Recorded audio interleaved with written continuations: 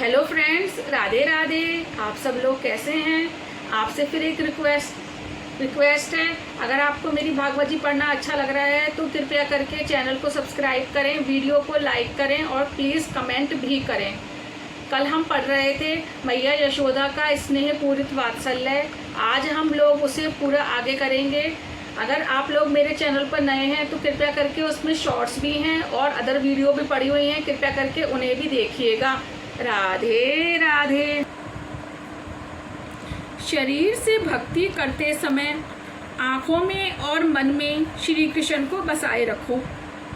यशोदा सर्वांग भक्ति करती हुई श्री कृष्ण का नाम जप रही हैं। शरीर से सेवा करोगे, वाणी से कीर्तन करोगे और मन को श्री कृष्ण में रमाए रहोगे तो तुम्हारे हृदय में भी कन्हैया जाग जाएगा। घर का सारा कामकाज कृष्ण कीर्तन करते हुए ही करो। उनका कीर्तन करने से आंखें खुली होने पर भी जगत भुलाया जा सकेगा। योगी जन आंखें मूंदकर ब्रह्म चिंतन करते हुए जगत को भूलने का प्रयास करते हैं, फिर भी वह उसे भुला नहीं पाते। वाणी से कीर्तन, आँखों से दर्शन, शरीर से सेवा करने के कारण यशोदा का हृदय में श्री कृष्ण जाग गए। निद्रावस्था के आनंद की भांति जागृत अवस्था में मुक्ति पाई जाती है। कन्हैया घुटनों के बल माता के पास आया और आंचल पकड़कर कहने लगा, मुझे भूख लगी है, मुझे खाने को दो। अब यशोदा काम को अधूरा छोड़ना नहीं चाहती थी। यह जीव बड़ा दुष्ट है, फिर भी भगवान उसे धन संपत्ति प्रतिष्ठा देते हैं। भूखा कन्हैया रोने लगा। माता ने काम छोड़ दिया और अपने पुत्र को गोद में बिठलाकर दूध पिलाने लगी। दूध की धारा बह चली। भक्ति में हृदय द्रवित हो जाए तो आनंद अवश्य मिलता है, और यह आनंद ही तो ईश्वर है। यशोदा जीव है, कन्हैया परमात्मा। माता पुत्र का मिलन कैसा है वह और कौन जान सकता है। यशोदा बालक को दूध पिला रही हैं, इतनी बात नहीं है। माता यशोदा बाल कृष्ण को गोद में लेकर परमात्मा के साथ एक हो गई हैं। यह तो जीव और ब्रह्म का मिलन है। ऐसे मिलन के समय बाहर के संसार को मन में ना घुसने देना। यशोदा का ब्रह्म संबंध हुआ तब अलौकिक आनंद की दृष्टि हो रही थी। यशोदा का ब्रह्म स्तनपान करते करते कन्हैया ने सोचा, आज जरा माता की कसौटी भी करूं कि उसे मैं अधिक प्यारा हूं या यह संसार। उसे मुझसे ज़्यादा लगाव है या सांसारिक व्यवहार से। परमात्मा कसौटी किए बिना किसी भी जीव को अपना नहीं बनाते हैं। शूद्र मनुष्य 2-4 पैसों के लिए पाप भी करता रहता है। छोटे छोटे पाप मिलकर महापाप होते हैं। पाप ना करना ही सबसे बड़ा पुण्य है। ईश्वर की माला पहन लेने के बाद यदि दूसरों से प्रेम करने लगे तो ईश्वर अप्रसन्न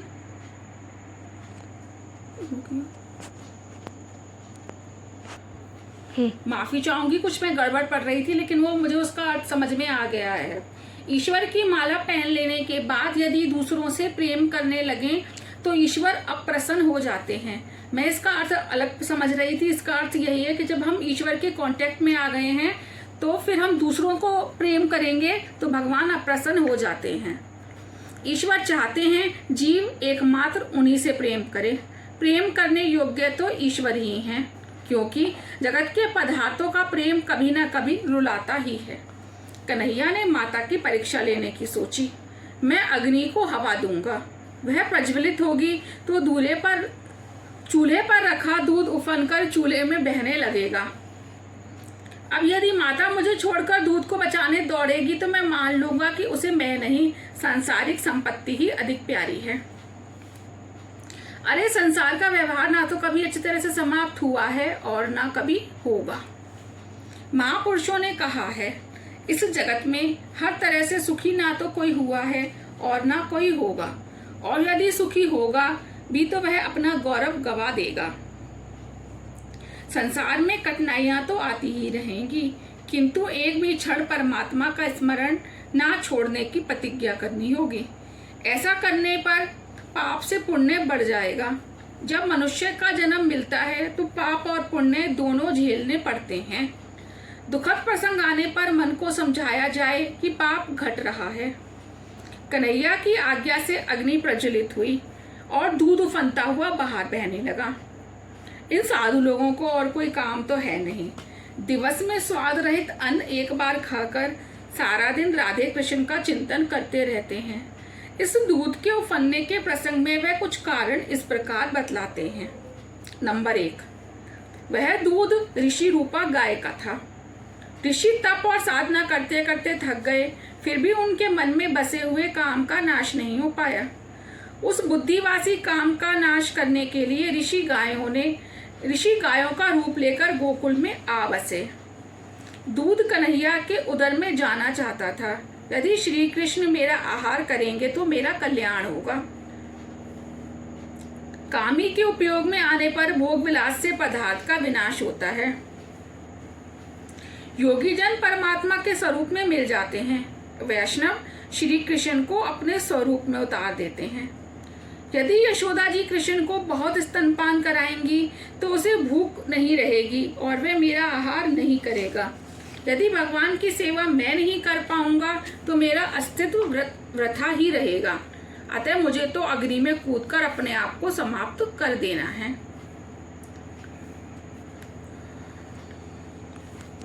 स्वयं सुख उपभोग करने की वासना भक्ति के लिए बाधक है। औरों को सुखी करने की भावना भक्ति साधक है। समय का नाश सर्वस्व का नाश है। दूध ने मान लिया कि कन्हैया मुझे नहीं पिएगा, सो वह अग्नि में कूदने लगा।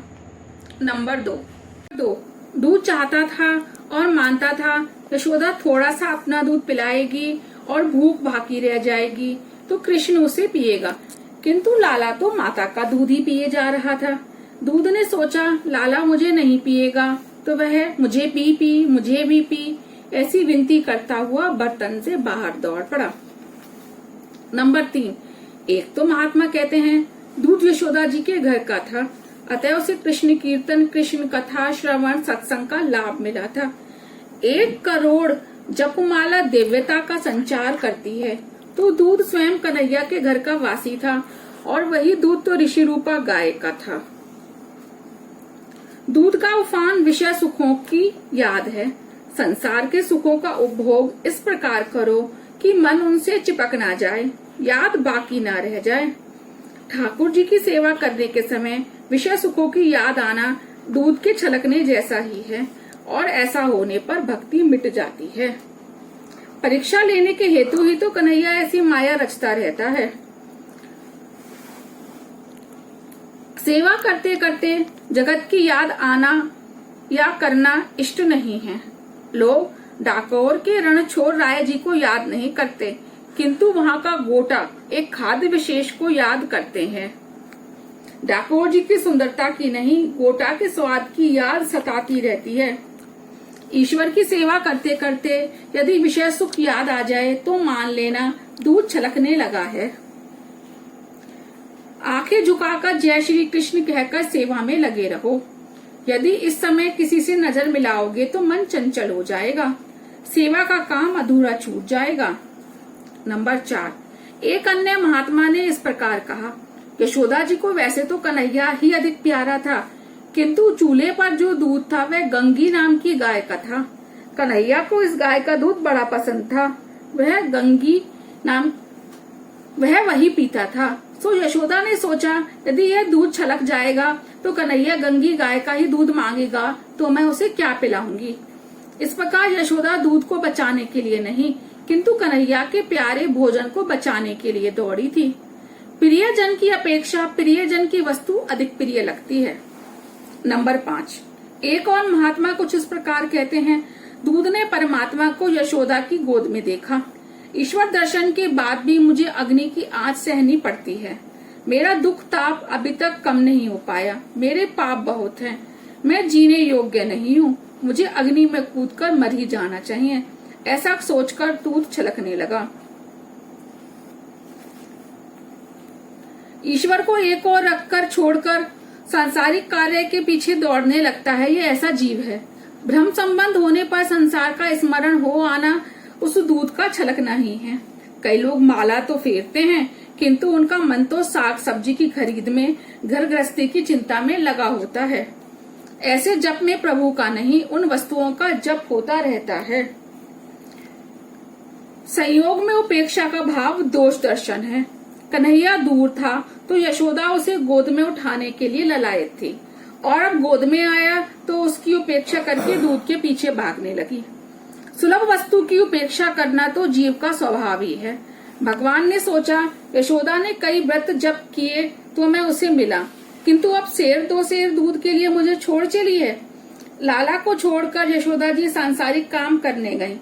लाला ने सोचा, माता को वह नहीं, संसार ही अधिक प्यारा है, तो माता की सीख देने हेतु लाला ने पत्थर मारकर एक मन दही का घड़ा फोड़ दिया। राधे राधे। अब ये थोड़ा सा और रह गया है पार्ट, इसे हम कल पूरा करेंगे। ये काफी लंबा टॉपिक था। धन्यवाद।